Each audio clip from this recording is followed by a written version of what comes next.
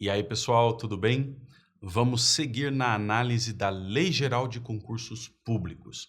Nas últimas aulas eu tratei da fase de abertura, tratei também da fase de planejamento, que é muito relevante, e agora, nessas aulas finais, falarei da fase de execução do concurso público.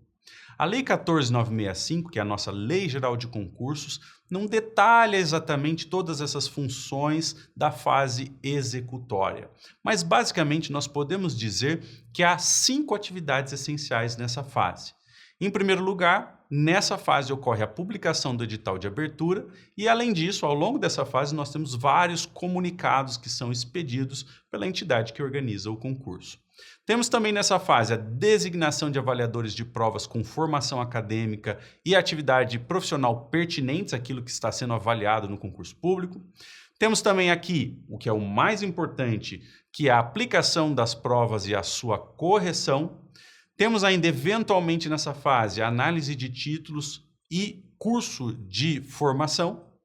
Além disso, temos a designação de supervisores desses cursos de formação e, por fim, a divulgação dos resultados e eventual análise de recursos. Então, vejam que a fase executória dos concursos públicos é bastante ampla, vai desde a designação de pessoal, passando pelo edital, passando pelas provas, pela avaliação de títulos, por eventual programa de formação e assim por diante, tá bom? Quem é que executa na prática essa fase executória? Quem é que executa essas atividades que eu mencionei que são tão relevantes para nós no concurso?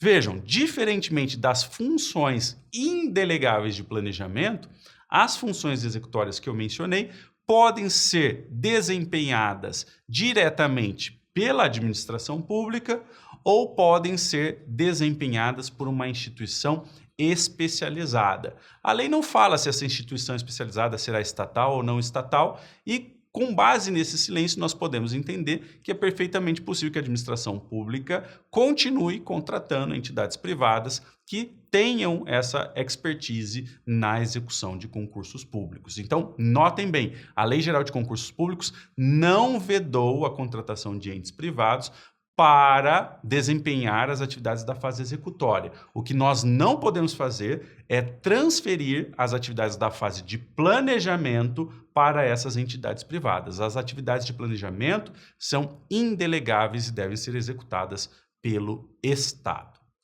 Pessoal, mesmo quando nós tivermos uma entidade especializada externa à administração pública cumprindo aqui essas tarefas executórias, essa entidade deve sempre consultar a comissão organizadora ou o órgão equivalente sobre dúvidas no andamento do concurso e também essa entidade tem o dever de zelar pelo sigilo das provas, evitando qualquer violação do princípio da isonomia.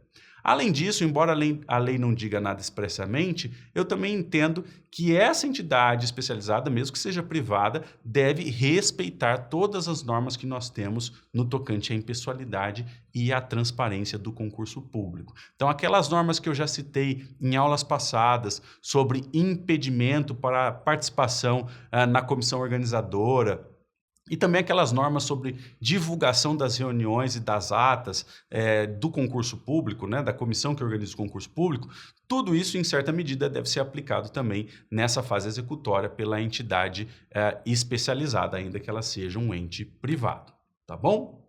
Outra coisa para a gente fechar aqui esse comentário inicial. A Lei Geral de Concursos Públicos agora estabelece um rol mínimo de elementos, de informações que devem constar do edital de concurso. Então, o ato de abertura, o ato convocatório do concurso é o edital e até hoje, nós não tínhamos no Brasil uma lei que dissesse exatamente quais são esses elementos mínimos do edital e com essa lei importantíssima, 14.965 de 2024, agora temos esses elementos mínimos que devem constar de qualquer edital de concurso público. Então, vejam, não é preciso que o edital aponte a denominação do cargo ou emprego, a quantidade que está sendo posta ali no concurso e a descrição das tarefas que são envolvidas nesses cargos ou nesses empregos. É preciso que o edital indique o ato autorizativo da abertura do concurso, a lei que cria o cargo ou o emprego, não é? Por quê? Porque nós já tivemos no Brasil concurso feito para provimento de cargos ou empregos que nunca tinham sido criados. E como nós sabemos, todo cargo ou emprego tem que ser criado por lei. Então, essa disposição aqui é muito importante, porque o edital deve fazer referência a essas leis que criaram os empregos ou os cargos públicos que estão ali sendo disputados.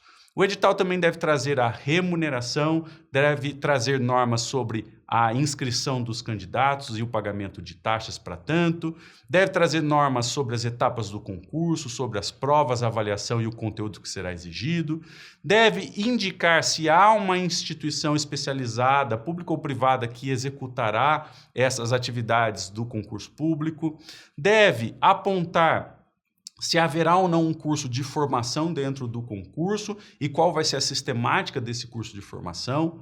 Deve ainda o edital tratar de critérios de classificação dos candidatos, das vagas reservadas, da realização das provas, da divulgação dos resultados e, muito importante, também deve o edital tratar da interposição dos recursos. Por fim, o edital deve conter normas sobre o prazo de validade do concurso e sobre a possibilidade de prorrogação. Então, vejam que essa lei é muito relevante pelo fato de que ela dá esse conteúdo mínimo que o edital deve conter para guiar o concurso. Lembrando, pessoal, que aqui em matéria de concurso também vale o princípio da vinculação ao instrumento convocatório.